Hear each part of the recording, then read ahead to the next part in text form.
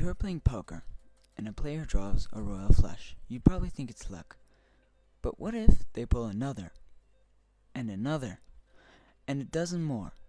At some point, you get suspicious.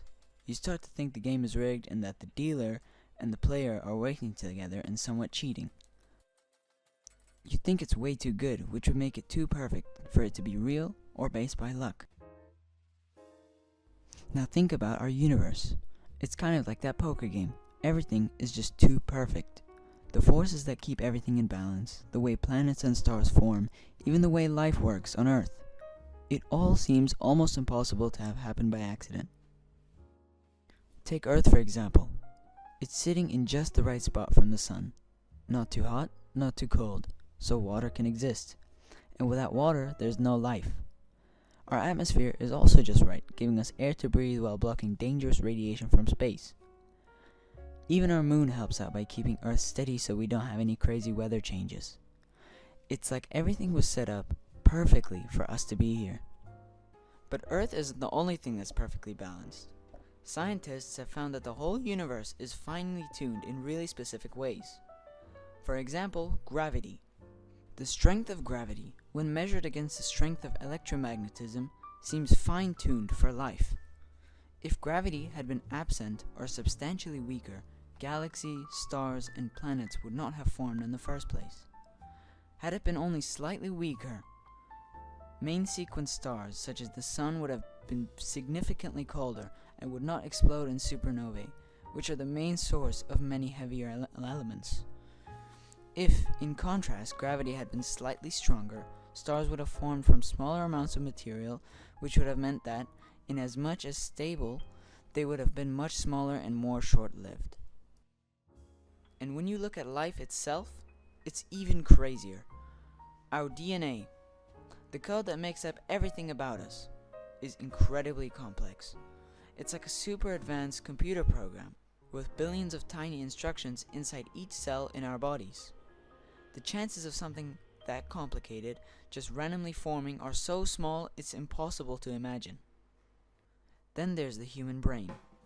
It's one of the most powerful things in the world, capable of thinking, remembering, and feeling emotions, all while using less energy than a light bulb. It's pretty wild to think something so smart just happened by chance. But not everyone believes this fine-tuning means there's a creator.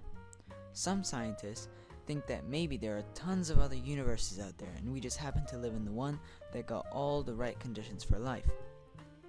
Others believe the universe just had to be this way because if it wasn't, we wouldn't be here to ask these questions. But here's the thing, when you see something work out perfectly over and over again, whether it's in a poker game or in the way the universe works, you must ask yourself this question: is it really just luck, or is there something bigger going on? That's the big question people have been asking for centuries, and today we're going to look at some of the most interesting ideas about whether the universe was created by chance or by design. So, is it luck or is it design? Let's think about the odds. Some scientists estimate that the chances of the universe forming with the perfect conditions for life by accident is about 1 in 10 to the 120th power. That number is so huge, it's almost impossible to grasp. To put it simply, it's like flipping a coin and getting heads 1,000 times in a row, or winning the lottery every single day for billions of years. The chances are so incredibly small that it seems almost impossible to be random. Think about how a watch is put together. Every little gear and spring has to be placed just right, or the whole thing won't work. The universe is kind of like that, with things like gravity, the speed of light, the balance of atoms, all needing to be exactly the way they are. If even one of these was slightly different, stars wouldn't form, planets wouldn't exist, and life would be impossible. But some scientists argue that we're just part of an endless number of universes, known as the multiverse. In this idea, there are infinite universes with different conditions, and we just happen to be in one where everything works. Imagine buying every possible lottery ticket. Eventually, you're bound to win. So what do you think? Is the universe a lucky accident, Or is it the result of something greater, something designed by God? It's one of the biggest questions we can ask. Let's assume it is by design, so that means there is a creator of all this design. If that's God, how can we prove this? That's our main focus on today's topic. What are the ways we can prove God's existence? We just heard about the fine-tuning argument, but we have a special guest and our other host, Zimyon, that will provide you with more arguments for this. Wow, that's a fantastic presentation from John. The fine-tuning argument really shows us how precisely the universe is set up for life. It's almost like everything is hanging on a knife's edge. But there's the thing, all that fine-tuning, all those perfectly calibrated laws of physics, they don't just appear out of nowhere, right? It raises an even deeper question. Why is there anything at all?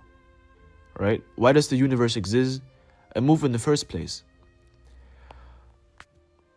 It's a question that has fascinated humans for quite a lot of time.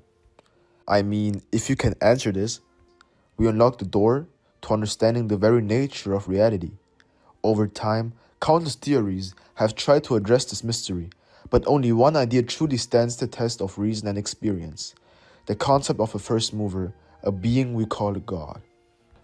St. Thomas Aquinas, one of history's greatest philosophers and theologians, built upon Aristotle's groundbreaking work in physics to provide a detailed explanation of this idea. In his Summa Contra Gentiles, Aquinas presents the famous argument from motion. Today, we're going to break it down, explore what it reveals about the first mover, and understand why it's still so important. So let's start with something simple: motion. Everywhere we look, things are in motion. Whether it's the planets orbiting the sun, the growth of a tree, or even us walking across a room. Now, here's the key observation St. Thomas makes. Everything that moves is moved by something else. I mean, think about it. Nothing moves itself, right? A car doesn't just magically start driving unless you turn a key or press a button. A ball won't actually move unless you push it. Even something as massive as a planet relies on gravity to keep it moving in its orbit. Motion always depends on something else to start or keep going. But what happens if we trace this chain of movers backward? Imagine a line of falling dominoes. Each one tips because the one before it knocked it over. But if there's no first domino to start the chain, nothing moves. The same logic applies to motion in the universe. There has to be a first mover, something that set everything else in motion but isn't moved itself. This first mover, Aquinas explains, must be pure actuality. So you may ask, what does that even mean? Well, most things have the potential to change. They can grow, shrink, move, or stop. But the first mover doesn't have any potentiality. It's not waiting to be moved by something else. It's already fully actualized. And that's what we call God. Now, some may ask why there can't be an infinite chain of movers. Here's a key point St. Thomas emphasizes. Let's go back to our domino example. If you say, well, each domino was knocked over by the one before it, and this just goes on forever, you're not actually explaining how the motion started in the first place. Without a first cause, the whole chain just collapses. To take it a step further, think about time. Time is the measure of motion. Seconds, minutes, hours, all depend on things moving. If there were no first mover to kickstart everything, time itself wouldn't exist. And yet, here we are, existing in time and witnessing motion all around us. Logic requires a first mover. Alright, so now we can ask ourselves, what does this tell us about God? First, it tells us that God is eternal. I mean, think about it. If God is the first mover, then he exists outside of time, because time only exists where motion exists, right? But since God is unchanging, he wasn't created at some point in the past, and he won't fade away in the future. He simply is, always and forever. For example, imagine you are watching a movie. The characters and events in the film exist in a sequence of time, scene after scene, but you yourself, as the viewer, are outside of that time. You see the whole story from beginning to end, in the same way God exists outside of the movie of time, as his creator and sustainer. So, this all might sound pretty complicated, so I'm going to put it in a nutshell. Everything in motion is moved by something else, and nothing can move itself. But this chain of movers can't go on forever. There has to be a first mover, one that isn't moved by anything else. This first mover must be pure actuality, completely unchanging and existing outside of time and space, to set everything else in motion. And that's what we call God, right? The ultimate foundation for all existence and motion in the universe. Alright, we have explored St. Thomas Aquinas' argument for motion, how everything in the universe points back to a first mover, something unchanging, eternal, and immaterial. But let's be honest, this is a lot to take in, and it raises some big questions. For example, how do we really know this first mover is God? Could there be more than one of these changeless beings? And if God is truly unchanging, how does that fit with the idea of Him creating and acting in the universe? Or another question, how do we Christians know that this God can be our God? These are important questions, and luckily, my friend Cameron, who you might know from Sanctus on YouTube, is going to tackle them. He will take us deeper into these ideas and help us see how the argument for motion connects to our understanding of God and our faith. Take it away, Cameron.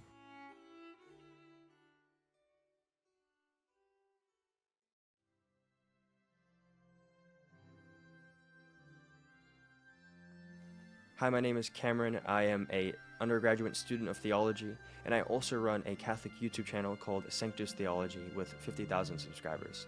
So when it comes to this issue of how we know that this changeless being is God, we must understand that when we predicate certain things of this thing which is changeless, these attributes which we predicate are going to be only applicable to what we know of as God.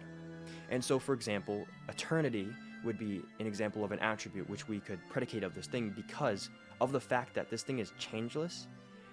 It can't cease to exist or even begin to exist since these things involve change. We also know that this thing would have to be omnipresent insofar as it is the cause of all things in existence, and also from this we know that it has to be omnipotent insofar as this thing has the power to uphold all reality into existence. So with these attributes which we are predicating on this thing, these attributes are only applicable to God. And so we come to the conclusion that this thing actually just is God Himself, insofar as we are able to predicate all these attributes to this changeless being. So with regard to the second question of whether or not this argument is outdated, I think there's a false misconception here on the fact that we know that this argument obviously comes from Aristotle, and we find it perfected in, for example, St. Thomas Aquinas in the 12th and 13th century. So when it comes to this issue of whether or not it's outdated, just because something is old doesn't mean that the argument itself is invalid. Because of the metaphysics and the philosophical principles which are being used in it, these are principles which don't change. And it would be as if to say, for example, the laws of logic are outdated because they're old. These things are constant and they don't change over time. And so the argument clearly is not outdated. So with regard to the question of whether or not there can be multiple changeless things, we must understand that there's going to be no real difference between, say, if you had multiple changeless things, there's no real difference between them. And so if we use, for example, the law of transitivity of identity, or the Aristotelian maxim that two things equal to a third are equal to each other, well, if you have one changeless thing and another changeless thing, if there's no real difference between them, then they're going to be the same one thing. And so, in reality, there can only be one such changeless being. So with regard to the fact of whether or not creation or the created order of things affects this changeless thing's nature, insofar as if this thing continues to create or starts to create, that therefore this would be an act of change in the thing, we would say that we have to get into some deeper metaphysical or philosophical principles. And so one of these principles is going to be the idea of a relation. And this finds its way in Aristotle and his 10 categories of being. And so the type of relation between this changeless thing, which we believe is God, and creation is going to be called a mixed relation. And so a mixed relation involves, for example, in this case, God has no real relation to creation insofar as creation is outside of God, but creation has a real relation to God insofar as they are dependent on, their existence is dependent on God at any moment in time. And so because there's a mixed relation, we're able to have the fact that God creates without there being any real change in him, because there's no real relation to God and creation. So the next question is, how do we know that this thing which is changeless is the God of Christianity? So when it comes to scripture and how we treat it, we must read it in light of, for example, philosophical and metaphysical principles. For if scripture is true, then it also must be in line with, for example, the laws of logic, with metaphysics and philosophy. And so, insofar as the argument from motion is true, we must read this argument from motion, which says that God is changeless, and we must understand that in light of Scripture. And so because Scripture says that there is only one God, and the argument from motion comes up to the conclusion that there is one God, we must understand that these two things are actually the one God.